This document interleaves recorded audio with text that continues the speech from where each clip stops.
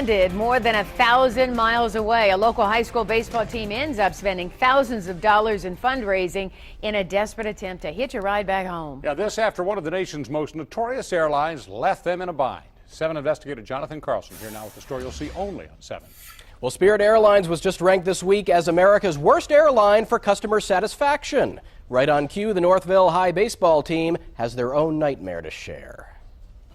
The boys of Northville High School's baseball team practicing on their home turf today, far from Florida where they spent a week training. But it's what happened when they reached the Orlando airport for the flight home that has them fighting mad. It was tough when we got in the airport, waiting there for so long and not knowing what's going on. It was the lack of compassion from anybody that I dealt with. The team's coach says 26 players and adults were booked on Spirit Airlines. Weather caused the flight to be canceled. They acted very mature in the airport. There was no complaints. They made the best out of a pretty bad situation. The team spent the night in the airport. No hotel or meal vouchers offered, they say. When they tried to rebook, according to them, there was no viable option. The only flight that could accommodate the team was the following week. Nearly 6 days later, the kids would miss school. And to say a week, that's not a viable option. So since they didn't have that, I feel as if they should play a part in getting us home.